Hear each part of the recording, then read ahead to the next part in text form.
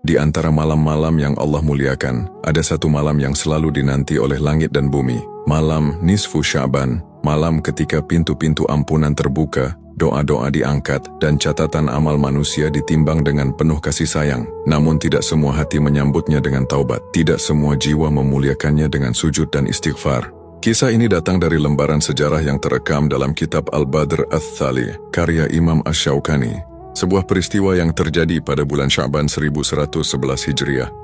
Di sebuah daerah bernama Shibam, wilayah Hadramaut. Di sana hiduplah seorang pemuda. Ia dikenal pemberani, namun sayangnya keberaniannya sering digunakan untuk menuruti hawa nafsu. Ia terjerat cinta terlarang kepada seorang perempuan. Bukan cinta yang suci, melainkan hubungan yang dibalut maksiat dan ancaman. Perempuan itu tak mampu menolak, bukan karena ridha, melainkan karena takut akan sikap keras sang pemuda. Hingga suatu hari, pemuda itu membuat kesepakatan. Mereka akan bertemu dan bermesraan di rumahnya sendiri. Saat itu, musim panen tengah berlangsung, dan malam terasa sunyi.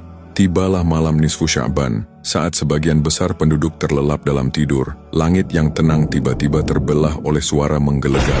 Petir menyambar dengan dahsyat. Suaranya membangunkan seluruh kampung. Orang-orang berhamburan keluar rumah. Mereka naik ke atap menatap gelapnya langit dengan jantung berdebar.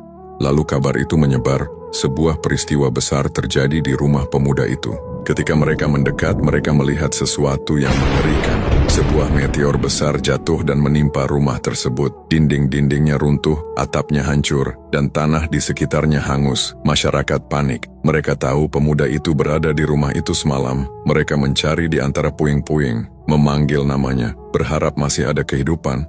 Namun yang mereka temukan membuat langkah mereka terhenti. Pemuda itu telah meninggal.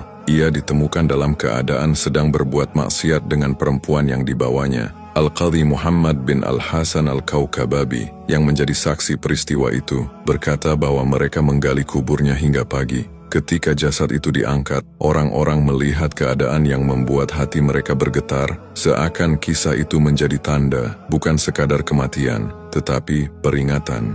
Kisah ini bukan untuk menakut-nakuti, melainkan untuk menyadarkan bahwa maksiat kapanpun dilakukan, tetaplah maksiat. Bahkan di malam yang penuh berkah, dosa tidak berubah menjadi kebaikan.